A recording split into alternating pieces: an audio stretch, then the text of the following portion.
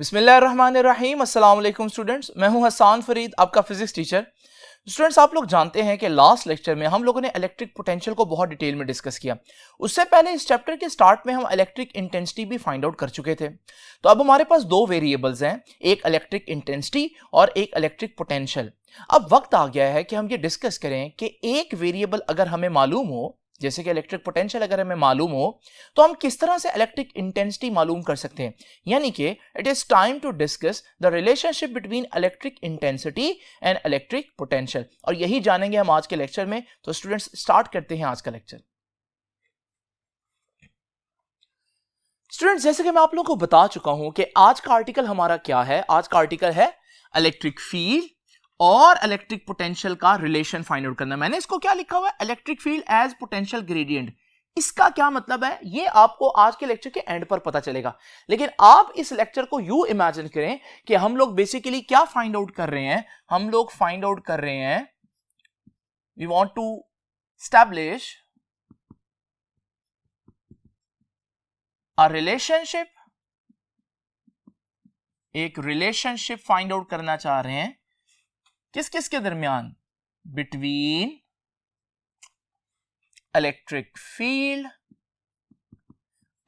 Field जिसको हम chapter के स्टार्ट में पढ़कर आए हैं और उसको हम ई से रिप्रेजेंट करते हैं, इलेक्ट्रिक फील्ड एंड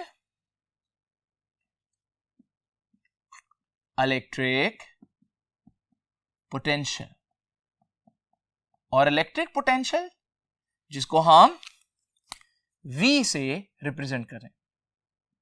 तो बेसिकली हम क्या चाहते हैं, हम चाहते हैं कि एक ऐसा रिलेशन हमारे पास हो जिसमें V भी हो और E भी हो, इलेक्ट्रिक पोटेंशियल भी हो, इलेक्ट्रिक फील्ड भी हो, ताकि अगर मुझे ये दिया हो तो मैं ये फाइंड आउट कर सकूं, और अगर मुझे इसकी वैल्यूज दी हो तो मैं फिर इलेक्ट्रिक पोटेंशियल को फाइंड आउट कर सकूं। स्टूडेंट्स, एग्जैक्ट यही बात आपकी बुक जो है बिल्कुल पहली लाइन में कह रही है कि we want to establish a relationship between electric field and electric potential. तो वो रिलेशनशिप उस आर्टिकल के नाम में आ रहा है, पोटेंशियल ग्रेडियंट, लेकिन ये हमें तब तक नहीं समझ में आएगा जब तक हम लेक्चर के एंड तक ना पहुंचे। स्टूडेंट्स, आप लोग जानते हैं इस पूरे चैप्टर में जहां जहां इलेक्ट्रोस्टैटिक्स के कॉन्सेप्ट थे वहां मैंने आपको पहले ग्रेविटी के जरिए एक्सप्लेन किया और फिर उन कॉन्सेप्ट्स को यहां इलेक्ट्रोस्टैटिक्स में अप्लाई कर दिया। आज भी हम ऐसे ही करेंगे स्टूडेंट्स।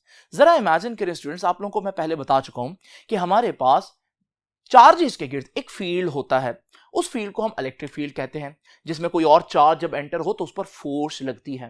बिल्कुल इसी तरह से हम लोगों ने देखा कि मैसेस के गिर्द एक फील्ड होता है जिसे हम ग्रेविटेशनल फील्ड कहते हैं, और अगर कोई और मैस इसमें एंटर हो तो उसको एक फोर्स लगती है। जैसे जमीन के गिर्द एक ग्रेविटेशनल फील्ड है, और अगर आप जमीन पर मौजूद हो तो जमीन फौरन आपको अपने पास खींच लेती है, ये ग्रेविटेशनल फील्ड की वजह से ही है।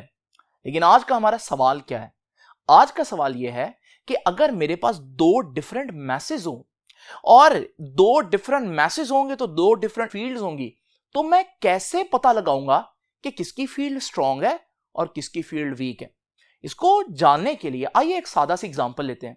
आप लोग जानते हैं जिस तरह से हमारी अर्थ के गिर्द एक ग्रेविटेशनल फील्ड है, बिल्कुल ऐसे ही मून भी तो एक मैसिव ऑब्जेक्ट है, तो मून के गिर्द भी एक ग्रेविटेशनल फील्ड है। ये फील्ड नजर नहीं आते इसलिए मैं इन कलर्स में इनको शो करता हूं, लेकिन याद रखिएगा ये फील्ड्स जिस तरह से जमीन के गिर्द मौजूद है ग्रेविटेशनल फील्ड, इसी तरह से चांद के गिर्द भी ग्रेविटेशनल फील्ड मौजूद है। तो क्वेश्चन क्या है, क्वेश्चन ये है कि किसका फील्ड स्ट्रांग है, चांद का या अर्थ का। नाउ स्टूडेंट्स, आप लोग इस बात का जवाब वैसे जानते हैं, आप लोग जानते हैं कि चांद का फील्ड जो है, ग्रेविटेशनल फील्ड जो है वो वीक है, क्योंकि चांद का मैस जमीन के मुकाबले में कम है। और इस वजह से भी आप लोग जानते हैं कि जब आप जमीन के ऊपर किसी शख्स को भागते हुए देखें तो आप तो देखते हैं जब वो भागते हुए जमीन से ऊपर उठता है तो जमीन उसको फौरन खींच लेती है, यानी कि आपको अंदाजा हो रहा है कि जमीन की ग्रेविटी बहुत स्ट्रांग है। लेकिन अगर किसी एस्ट्रोनॉट को आप चांद के ऊपर भागते हुए देखें तो आप देखेंगे कि जब वो भागता है तो जंप करने के बाद चांद की सरफेस पर वापस आने में ज्यादा टाइम लग रहा है जमीन के मुकाबले में, यानी कि लग रहा है जैसे चांद जो है इस एस्ट्रोनॉट को उस पुल से, उस फोर्स से नीचे नहीं खींच रहा जिस फोर्स से इस भागते हुए शख्स को जमीन नीचे खींच रही थी। तो ये वो सारी एग्जांपल है जिनसे आप ऑलरेडी जानते हैं कि चांद पर ग्रेविटी स्ट्रांग नहीं है, जमीन पर चांद के मुकाबले में ग्रेविटी स्ट्रांग है। लेकिन थोड़ी देर के लिए आप भूल जाएं, ये बात आपको ना पता होगा, तो फिर कैसे आप फाइंड आउट करेंगे। तो स्टूडेंट्स, इसके लिए बड़ी आसान से एग्जांपल लेते हैं। आप चांद और जमीन दोनों को साथ साथ इमेजिन कर लें। अब जरा एक छोटा सा एक्सपेरिमेंट करते हैं।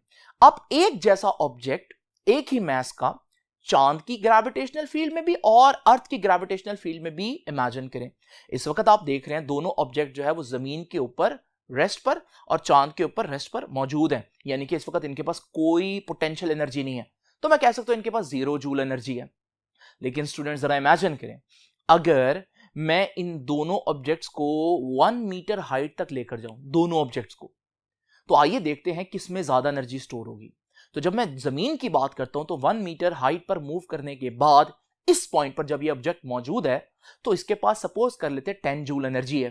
ये सपोज्ड वैल्यूज हैं, इनके लिए आपने फिक्रमंद नहीं होना, सिर्फ कॉन्सेप्ट को फोकस करना है आप लोगों ने। तो मैं कह रहा था कि जमीन पर इस पॉइंट पर वो ऑब्जेक्ट जो है वो 10 जूल की एनर्जी रखता है। अच्छा, जब हम दूसरी पिक्चर देखते हैं चांद वाली, तो चांद पे भी मैं उसी ऑब्जेक्ट को उसी हाइट यानी 1 मीटर तक लेकर गया हूं, लेकिन जब मैंने इसकी एनर्जी देखी तो इसके पास एनर्जी थी, सपोज कर लें 3 जूल्स। इसका मतलब क्या हुआ स्टूडेंट्स? इसका मतलब यह हुआ कि सेम हाइट पर जाने पर भी दोनों में एक जैसा एनर्जी स्टोर नहीं हुई, बल्कि चांद पर जो ऑब्जेक्ट है उसमें कम एनर्जी स्टोर है, जबकि जमीन पर जो ऑब्जेक्ट है उसमें काफी ज्यादा एनर्जी स्टोर है। नाउ स्टूडेंट्स, आप लोग मेरे से पूछेंगे कि सर आपको कैसे पता चल रहा है कि वहां एनर्जी ज्यादा है जमीन के ऊपर और उसी ऑब्जेक्ट के पास चांद के ऊपर एनर्जी कम है? इसके लिए मैं छोटा सा एक्सपेरिमेंट कर सकता हूं स्टूडेंट्स। अगर आप जमीन पर मौजूद ऑब्जेक्ट को छोड़ दें, अलाउ करें कि वो गिरे आपके पांव के ऊपर, तो आप देखेंगे वो गिरते गिरते इतनी स्पीड पकड़ लेगा कि आपके पांव को अच्छा खासा हर्ट करेगा। लेकिन इसी ऑब्जेक्ट को जब आप चांद पर देखते हैं, आप उसको अपने पांव पर अलाउ करें गिरना, तो आप देखेंगे वो इतनी स्पीड नहीं पकड़ेगा और जब वो आपके पांव को हिट करेगा तो आपको कोई खास पेन नहीं होगी, या पहले के मुकाबले में आप कह सकते हैं कम पेन होगी। इसका मतलब यहां से आप अंदाजा लगा सकते हैं कि उस हाइट पर, 1 मीटर की हाइट पर जमीन में मौजूद ऑब्जेक्ट के पास ज्यादा एनर्जी है और उसी हाइट पर यानी कि 1 मीटर की हाइट पर चांद में मौजूद ऑब्जेक्ट के पास कम एनर्जी है। तो यहां से स्टूडेंट्स हम देख सकते हैं कि चांद पर उतना ही डिस्टेंस ट्रैवल पर करने पर एनर्जी इतना चेंज नहीं हो रही। तो आप इसकी वजह क्या इमेजिन करेंगे? तो स्टूडेंट्स इसकी एक ही वजह है और वो ये है कि जब वही ऑब्जेक्ट चांद के ऊपर मौजूद था तो चांद की ग्रेविटेशनल फील्ड काफी वीक थी। तो आप 1 मीटर की हाइट तक भी ऑब्जेक्ट को लेकर गए तो उसमें इतनी एनर्जी स्टोर नहीं हुई, सिर्फ 3 जूल्स। और जब आप उसी ऑब्जेक्ट को जमीन पर देखते हैं तो जमीन का ग्रेविटेशनल फील्ड बहुत स्ट्रांग है, और जब जमीन का ग्रेविटेशनल फील्ड बहुत स्ट्रांग होगा तो जमीन से जब आप ऑब्जेक्ट को ऊपर लेकर जाएंगे तो 1 मीटर हाइट तक जाते हुए आपकी काफी ज्यादा वर्क लगेगा जो एनर्जी बनकर स्टोर हो जाएगा, जिसकी वजह से हम कहते हैं कि उसी पॉइंट पर ज्यादा एनर्जी यानी कि 10 जूल एनर्जी स्टोर हो गई है। तो स्टूडेंट्स, हम यहां से एक रूल देखते हैं, और वो रूल क्या है? वो रूल ये है कि अगर आप किसी जगह पर मौजूद हैं और वहां पर आप एक ऑब्जेक्ट को मूव करें तो ज्यादा एनर्जी का चेंज आए तो वहां फील्ड स्ट्रांग होगा, और अगर आप एक जगह पर मौजूद हैं और वहां पर आप ऑब्जेक्ट को मूव करें और कम एनर्जी का चेंज आए तो आप कहेंगे वहां फील्ड वीक है। तो यहां से हम लोगों ने देखा कि आप कैसे पता लगा सकते हैं कि कहीं पर फील्ड स्ट्रांग होगा या कहीं पर फील्ड वीक होगा। उसका आसान तरीका है, एनर्जी को देखें। जहां एनर्जी तेजी से चेंज हुआ, ऑब्जेक्ट को मूव करने पर एनर्जी तेजी से चेंज हो तो हम कहेंगे वहां फील्ड स्ट्रांग है, और जहां डिस्टेंस के हिसाब से एनर्जी ज्यादा चेंज ना हो, स्लो चेंज आए, ग्रेजुअल चेंज आए, तो फिर हम कहेंगे कि यहां फील्ड वीक है। तो स्टूडेंट्स, इसको जरा ध्यान से देख लीजिए। दोबारा ये लाइन बोल देता हूं कि अगर आप देखना चाहते हैं, ग्रेविटी की बात कर रहा हूं अभी, सिर्फ ग्रेविटी के अंदर आप देखना चाहते हैं कि कहां पर ज्यादा फील्ड स्ट्रांग है, तो उसका आसान तरीका क्या है? एक ऑब्जेक्ट को मूव करें, देखें डिस्टेंस के चेंज होने से एनर्जी में कितना चेंज आ रहा है।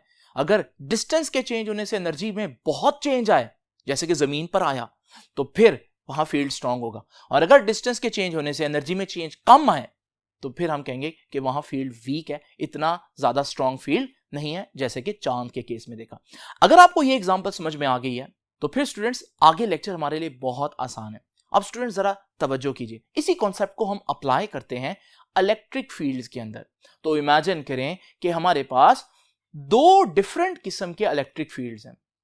अब 2 डिफरेंट इलेक्ट्रिक फील्ड्स अगर आपके पास मौजूद हों तो कौन सा इलेक्ट्रिक फील्ड स्ट्रांग है और कौन सा इलेक्ट्रिक फील्ड वीक है, यहां पर हम क्या तरीकाकार इख्तियार करेंगे, वही जो हमने ग्रेविटी में देखा। तो स्टूडेंट्स जरा इस पहले केस को देखें। ये जो फर्स्ट केस है, आपको इसमें दो प्लेट्स नजर आ रही हैं, एक नेगेटिव प्लेट है, एक पॉजिटिव प्लेट है। और आप लोग ये जानते हैं कि हमारे पास जो नेगेटिव प्लेट है उसका पोटेंशियल हम 0 लेते हैं। ग्रेविटी में मैं जूल्स की बात कर रहा था, क्योंकि ग्रेविटी में एनर्जी की बात करते हैं, जबकि इलेक्ट्रिक फील्ड्स में आपको मालूम है एनर्जी की बजाय वोल्ट्स की बात करते हैं, पोटेंशियल डिफरेंस की बात करते हैं।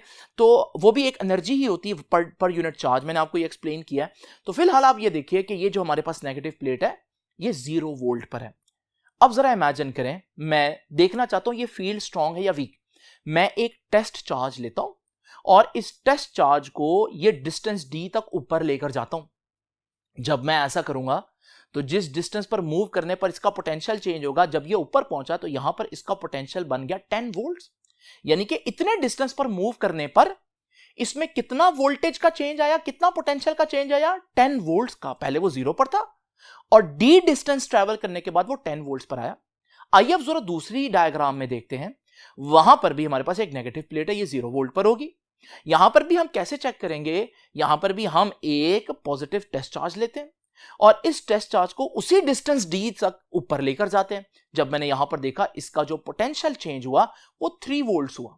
यानी कि एक जैसी हाइट पर मैंने दोनों डायग्राम्स में मूव किया, लेकिन एक में उतना ही डिस्टेंस ट्रेवल करने पर 10 वोल्ट्स उसने चेंज किए और दूसरी डायग्राम में उसने उतने ही डिस्टेंस में मूव करने पर 3 वोल्ट्स चेंज किए। तो कहां वो अपनी एनर्जी या वोल्ट ज्यादा चेंज कर रहा है? डेफिनेटली पहली वाली डायग्राम में।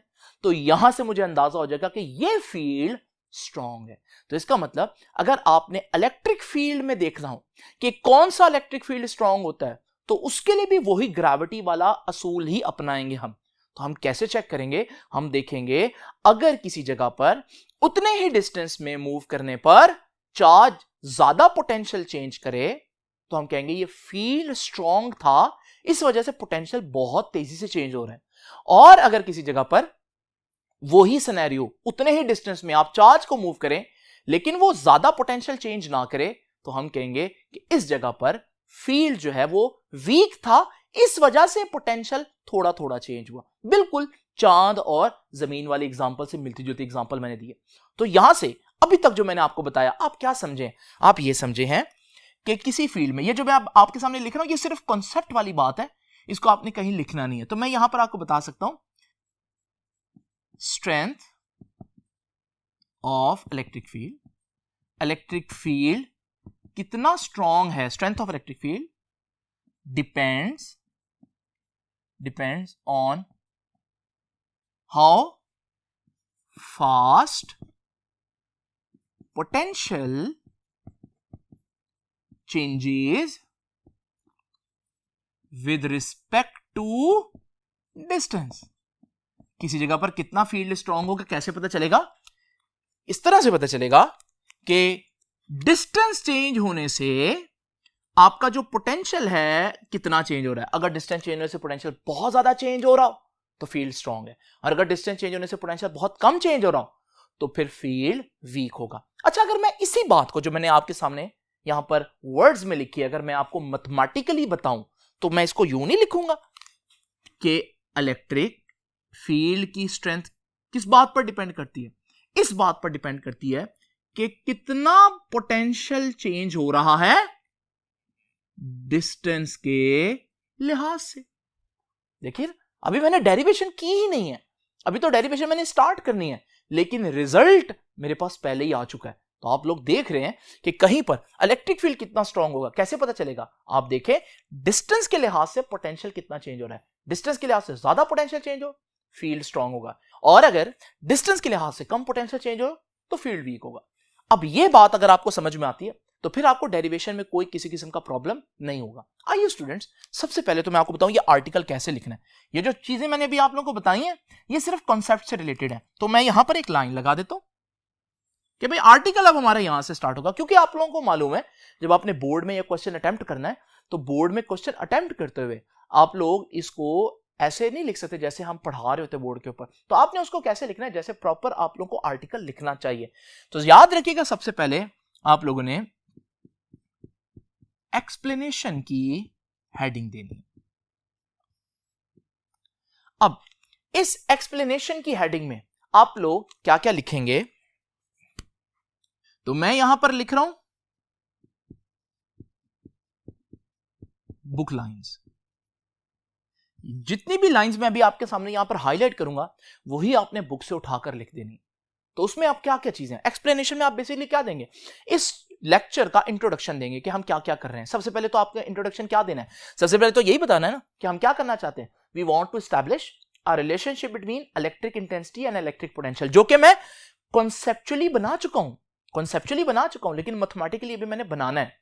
तो स्टूडेंट्स, इलेक्ट्रिक इंटेंसिटी और इलेक्ट्रिक पोटेंशियल के दरमियान एक रिलेशन हम लोगों ने डेवलप करना है, एस्टैब्लिश करना है। यही बात आपकी बुक की पहली लाइन बता रही है कि we want to develop a relationship between electric intensity and electric potential. दूसरी बात स्टूडेंट्स, इसके लिए हम क्या सिनेरियो लेंगे, वो सिनेरियो भी मैंने आपको बताया कि हम एक पॉजिटिव प्लेट लेंगे, एक नेगेटिव प्लेट लेंगे और एक चार्ज को ऊपर तक लेकर जाएंगे। ये सारी बात तो याद रखिएगा, आपकी बुक की भी आगे यही लाइंस है। बुक कह रही है कि हमारे पास let us consider two plates, उनके दरमियान डिस्टेंस कितना डी है, एक प्लेट नेगेटिव है, एक प्लेट पॉजिटिव है, उनके दरमियान इलेक्ट्रिक इंटेंसिटी यूनिफॉर्म है, ई है, और हम लोग फाइंड आउट करना चाहते हैं कि रिलेशनशिप कैसे डेवलप करना है, एस्टैब्लिश करना है। तो ये सारी बातें जो मैंने हाईलाइट की हैं, ये वाला पैराग्राफ, ये आपकी एक्सप्लेनेशन में आ जाएगा। यहां से अब हम लोग डेरिवेशन स्टार्ट करते हैं। स्टूडेंट्स, ये डायग्राम जो मैंने आपको 3D में दिखाई है, आपके सामने बनाई भी हुई है। ये प्लेट ए है, ये प्लेट बी है। आप एक चार्ज को, पॉजिटिव चार्ज को कहां लेकर जा रहे हैं, ऊपर लेकर जा रहे हैं, लो पोटेंशियल से हाई पोटेंशियल। इसके पोटेंशियल को मैं VA कह दूं और इस प्लेट का जो पोटेंशियल है मैं उसे VB कह देता हूं। अब जरा तवज्जो कीजिए, जब हम इसको ऊपर लेकर जाएंगे तो मैं डिस्टेंस ऊपर ट्रेवल कर रहा हूं। बहुत इंपॉर्टेंट बात, इस चार्ज का डिस्टेंस हम ऊपर को लेकर जा रहे हैं, तो इसका डिस्प्लेसमेंट ऊपर को होगा। नाउ स्टूडेंट, जरा तवज्जो कीजिए, आप लोग ये बात भी जानते हैं कि ये प्लेट पॉजिटिव है और ये चार्ज जो मैं ऊपर लेकर जा रहा हूं ये भी पॉजिटिव है, तो पॉजिटिव पॉजिटिव को रिपेल करेगा। ये पॉजिटिव इस पर फोर्स कहां को लगा रहा है, तो याद रखिएगा फोर्स तो नीचे लग रही है। क्लियर हुआ स्टूडेंट्स? तो अगर आप इसको यूं देखें कि ये हमारे पास पॉजिटिव चार्ज है जिसको मैं ऊपर लेकर जाना चाह रहा हूं, तो मैं जब इसको ऊपर लेकर जाना चाह रहा हूं, वो जो ऊपर वाली प्लेट है वो इसको नीचे को फोर्स लगा रही है, तो इसकी जो रिपल्शन की फोर्स है वो नीचे को है, लेकिन मैं फिर भी इसको ऊपर को लेकर जा रहा हूं, तो डिस्प्लेसमेंट ऊपर को हुआ। जरा गौर से देखिए, फोर्स और डिस्प्लेसमेंट के दरमियान एंगल क्या बन रहा है, 180 डिग्री, बिल्कुल एक दूसरे के ऑपोजिट है। ये बात आप लोगों ने याद रखनी है स्टूडेंट्स। तो अब मैं चलता हूं अपनी बात की तरफ। हम लोग पहले पढ़ चुके हैं, ये मैं डेरिवेशन का नाम दे देता हूं कि मैथमेटिकल डेरिवेशन।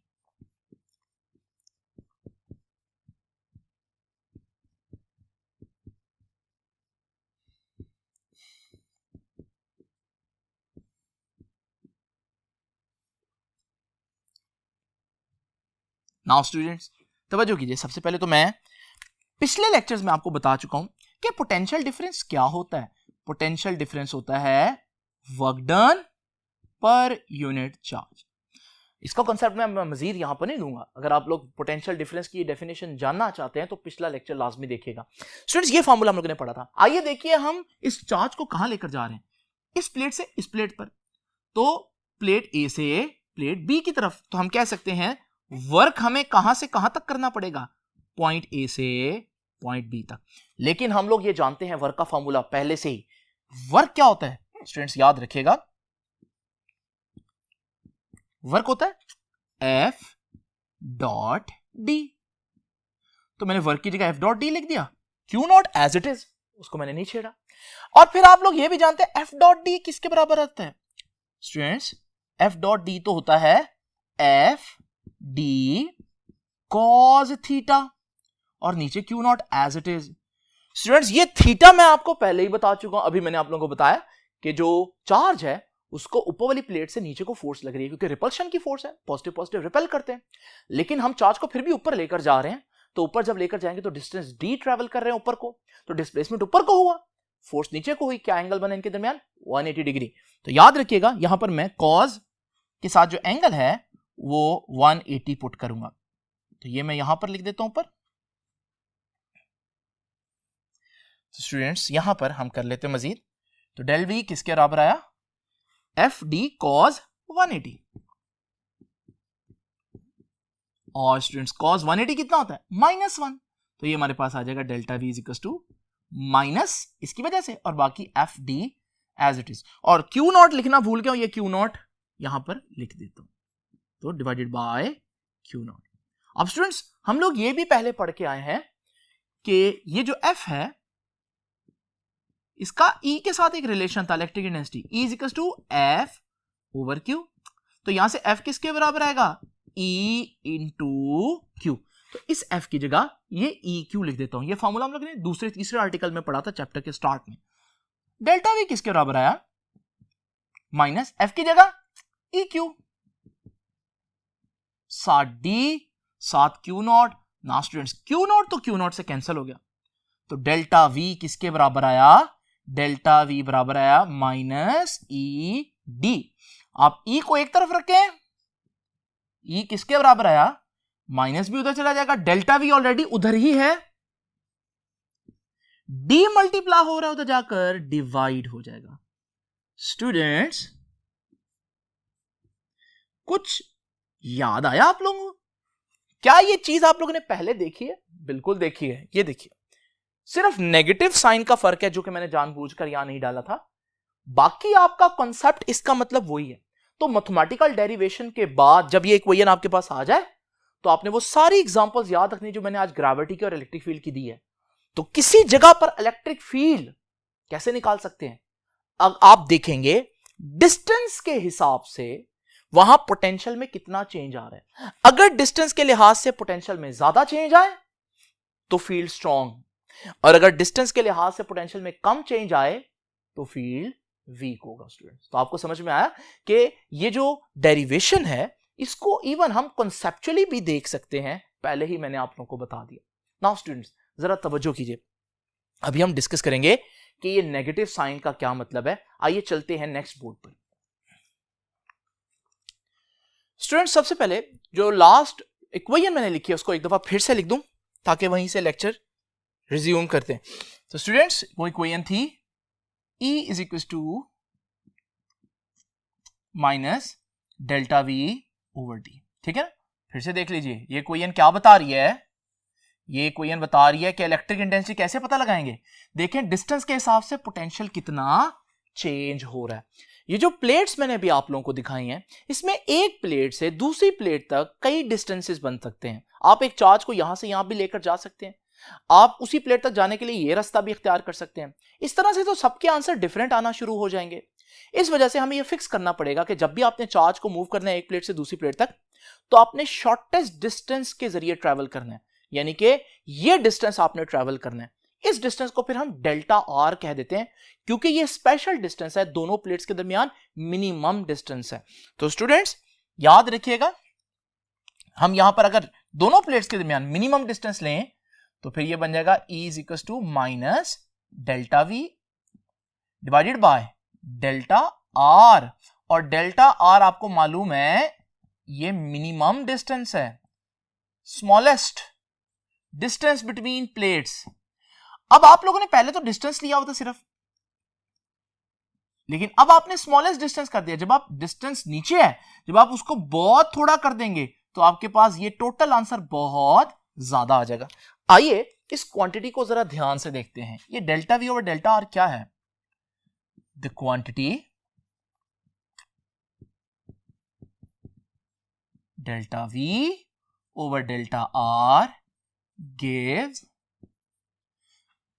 क्या क्या दे रही है, ये change of potential with respect to distance, लेकिन आपने नीचे डिस्टेंस कम से कम कर दिया है तो फिर ये चेंज ऑफ पोटेंशियल मैक्सिमम आएगा, क्योंकि जब नीचे वाली चीज कम हो तो टोटल आंसर बढ़ जाता है। The quantity delta V over delta R gives maximum rate of change of electric potential with distance, electric potential with distance. आपको मालूम है जब दो चीजों को हम डिवाइड करते हैं तो उसको रेट कहते हैं। तो ये rate of change of potential with respect to distance, कई जगहों पर विद रिस्पेक्ट टू टाइम, नीचे टाइम आता है, जैसे एक्सेलरेशन के फॉर्मूला में rate of change of velocity, तो उसमें रेट का मतलब क्या है, आपने टाइम से डिवाइड किया हुआ है, यहां आपने डिस्टेंस से डिवाइड किया, इसलिए मैंने बोला कि विद रिस्पेक्ट टू डिस्टेंस, यहां पर विद रिस्पेक्ट टू लिख देते हैं। नाउ स्टूडेंट जरा तवज्जो कीजिए, अब हम लोगों ने क्या सीखा? हम लोगों ने ये सीखा, अब मैं रिलेशनशिप बता रहा हूं तो कंक्लूजन करने लगा हूं। आइए जरा पिछले बोर्ड पर चलकर देखते हैं कि हम लोग बेसिकली फाइंड क्या करना चाह रहे थे। आर्टिकल का स्टार्ट हम लोगों ने कहां से किया था? आइए चलते हैं पिछले बोर्ड पर।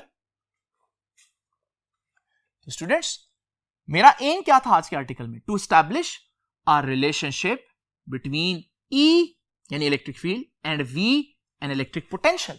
और आप लोग देख रहे हैं कि अभी तक हमारे पास फार्मूला आया, उसमें एक तरफ ई भी है और एक तरफ वी भी है, यानी कि रिलेशन तो आ गया। अब ये क्या रिलेशन है, कैसे लिखूंगा इसको? तो हम देख सकते हैं इलेक्ट्रिक इंटेंसिटी किसके बराबर आ रही है? Negative of this thing. And what is this thing? उसको तो मैं लिख चुका हूं। तो हम यहां से कह सकते हैं what is electric intensity, hence अब ये कंक्लूजन है, hence electric intensity is equal, ठीक है, इलेक्ट्रिक इंटेंसिटी इज इक्वल, यहां तक पहुंचा हूं। आगे क्या है? Negative sign is equal to negative of this thing. And what is this thing? This thing is maximum rate of change of electric potential with respect to distance. तो हम यही लिख देते हैं, hence electric field intensity is equal to negative of maximum rate of change of electric potential. लेकिन इसके बारे में स्टूडेंट्स अब मैं आपको एक बात बताता चलूं, जब हम दो वेरिएबल्स को डिवाइड करते हैं तो इसको फिजिक्स में हम कहते हैं ग्रेडियंट। यानी कि मैं ये कह सकता हूं ये क्या है, या तो मैं इसको ये पूरी बात कह दूं या मैं इसको कह सकता हूं कि ये क्या है, ये ग्रेडियंट ऑफ पोटेंशियल है। रेट ऑफ चेंज को हम ग्रेडियंट कह देते हैं, रेट ऑफ चेंज की जगह हम ग्रेडियंट कह सकते हैं। तो ग्रेडियंट ऑफ इलेक्ट्रिक पोटेंशियल है विद रिस्पेक्ट टू डिस्टेंस। बहुत इंपॉर्टेंट बात है, इस पे स्टार लगा रहा हूं, इसको याद रखिएगा। तो जब दो चीजों को हम डिवाइड करते हैं तो हम उसको ग्रेडियंट कह सकते हैं। इसी तरह से एक्सेलरेशन का फॉर्मूला पढ़ा था आपने, delta V over delta T. एक डेफिनेशन क्या है एक्सेलरेशन की, जो आप लोग जानते हैं, rate of change of velocity, ठीक है, ये time rate of change of velocity. लेकिन इसकी एक डेफिनेशन क्या है? Acceleration is gradient of velocity with respect to time. तो यहां पर भी हम ये कह सकते हैं कि ये जो क्वांटिटी है इसको हम ग्रेडियंट ऑफ पोटेंशियल भी कह सकते हैं। यहां पर भी लिख देता हूं ग्रेडियंट ऑफ पोटेंशियल या electric potential with respect to distance. Students, यहां पर मैं फिर क्या लिखूंगा कि electric intensity is equal to negative of this value. And what is this? It is gradient of potential. तो negative of gradient of potential with respect to distance. तो students, ये हमारे पास रिलेशन आ गया। इसका दिखने में बड़ी मुश्किल सी स्टेटमेंट है, लेकिन हम लोगों ने जो कंसेप्ट पढ़ा है उसमें आप लोग जानते हैं कि सिंपल मतलब क्या है इसका, कि इलेक्ट्रिक इंटेंसिटी बराबर है negative of gradient of potential with respect to distance. का मतलब है कि डिस्टेंस चेंज करने से कितना तेजी से पोटेंशियल चेंज हो रहा है। तो हम लोगों ने इसको बहुत डिटेल में देखा। नाउ स्टूडेंट्स, अब क्वेश्चन है कि ये नेगेटिव साइन क्या बता रहा है, ये जो नेगेटिव साइन, तो आइए इसको भी देख लेते हैं। इसका आसान सा मतलब है, याद रखिएगा नेगेटिव साइन क्या बता रहा है। Negative sign shows that electric field is directed, हमेशा उसकी डायरेक्शन कहां को होती है? Towards decreasing potential. जैसे कि मिसाल के तौर पर मैंने आपको अभी पिछले बोर्ड पर जो डायग्राम बनाई है, उस डायग्राम में जरा देखते हैं स्टूडेंट्स। ये देखिए जी, ये हमारे पास पॉजिटिव प्लेट है, आपको मालूम है ये हाई पोटेंशियल है, ये नेगेटिव प्लेट है, ये लो पोटेंशियल है। तो पोटेंशियल कहां को डिक्रीज कर रहा है? नीचे को डिक्रीज कर रहा है ना। तो जरा गौर से देखें, मैंने इलेक्ट्रिक फील्ड के जो ब्लू वेक्टर्स हैं ये भी कहां को बनाए हैं? नीचे को। तो इलेक्ट्रिक फील्ड नीचे को क्यों है? क्योंकि नीचे को पोटेंशियल डिक्रीज कर रहा है स्टूडेंट्स। एक और बात, और वो है unit of E, electric field का यूनिट। अच्छा स्टूडेंट्स, आप लोग जानते हैं, यहां पर मैं बताता चलता हूं, ई का यूनिट, ई का फॉर्मूला पहले क्या पढ़ा था हम लोगों ने? E is equal to F over Q, और एफ का यूनिट क्या होता है? न्यूटन, और चार्ज का यूनिट क्या होता है? कूलम। तो इलेक्ट्रिक इंटेंसिटी का वो यूनिट जिससे हम अभी तक वाकिफ थे वो है न्यूटन पर कूलम। लेकिन आज जो फॉर्मूला आया इलेक्ट्रिक इंटेंसिटी का, उसको देखिए क्या फॉर्मूला है? E is equal to delta V over delta R. अब डेल्टा वी का यूनिट क्या है स्टूडेंट्स? डेल्टा वी का वो तो वोल्ट है। नीचे क्या आ रहा है? डिस्टेंस। डिस्टेंस का यूनिट क्या होता है? वोल्ट पर मीटर। आप इसको यूं भी लिख सकते हैं V ओवर M, यानी वोल्ट पर मीटर। तो स्टूडेंट्स, आप लोगों ने देखा कि इलेक्ट्रिक फील्ड का एक यूनिट नहीं है, बल्कि पिछले फॉर्मूला के हिसाब से इसका यूनिट न्यूटन पर कूलम है, लेकिन इस फॉर्मूला के लिहाज से इसका यूनिट वोल्ट पर मीटर है। लेकिन क्या स्टूडेंट्स ये दोनों आपस में बराबर हैं? क्या मैं प्रूव कर सकता हूं कि वोल्ट पर मीटर और न्यूटन पर कूलम एक ही चीज है? क्योंकि अगर दोनों एक ही चीज के यूनिट हैं, यानी दोनों ही इलेक्ट्रिक इंटेंसिटी के यूनिट है, तो दोनों को सेम भी होना चाहिए। तो अब ये छोटी सी चीज रहेगी जो मैं अभी आप लोगों को बताने लगा हूं, वो है इनका प्रूफ। स्टूडेंट्स, आप लोगों ने देखा कि इलेक्ट्रिक इंटेंसिटी के दो यूनिट्स हैं, न्यूटन पर कूलम भी और वोल्ट पर मीटर भी। क्या ये दोनों आपस में बराबर हैं? एक ही चीज के दो नाम है? बिल्कुल स्टूडेंट्स, आप यहां से आगाज करें। ये क्या है जी? ये है वोल्ट पर मीटर। लेकिन आप लोग पहले जानते हैं कि volt work done per unit charge है ना, तो वोल्ट को लिख सकता हूं जूल पर कूलम। ठीक है जी। और ये वाला नीचे वाला मीटर एज इट इज आ गया। ठीक है जी, याद रखिएगा वोल्ट क्या होता है? जूल पर कूलम, तो वो मैंने लिख दिया। अब स्टूडेंट्स, जूल क्या होता है? याद रखिएगा जूल होता है न्यूटन मीटर। ये आप लोग काफी दफा पढ़ चुके हैं पहले भी।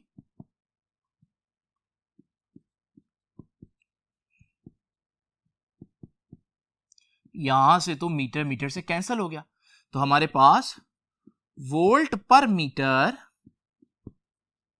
जहां से आगाज किया था वो किसके बराबर आया? एंड पर वो बराबर आया, ऊपर रहेगा न्यूटन और नीचे रहेगा कूलम। तो यही नहीं साबित करना था हम लोगों ने कि वोल्ट पर मीटर और न्यूटन पर कूलम एक्चुअली में एक ही चीज है। तो स्टूडेंट्स, आज के आर्टिकल में हम लोगों ने जो चीजें देखी वो ये थी कि इलेक्ट्रिक इंटेंसिटी और इलेक्ट्रिक पोटेंशियल के दरमियान रिलेशन किस तरह से फाइंड आउट करना है। और हम लोगों ने देखा कि जहां पर इलेक्ट्रिक पोटेंशियल डिस्टेंस के हिसाब से ज्यादा तेजी से चेंज हो वहां फील्ड स्ट्रांग होता है, और जहां कम चेंज होगा डिस्टेंस के लिहाज से वहां फील्ड वीक होगा। तो स्टूडेंट्स, ये था हमारा आज का लेक्चर। आई होप कि आपको थोड़ी सी अंडरस्टैंडिंग हुई होगी electric field as a potential gradient की। आपसे इंशाल्लाह मुलाकात होगी नेक्स्ट लेक्चर में। तब तक के लिए अल्लाह हाफिज।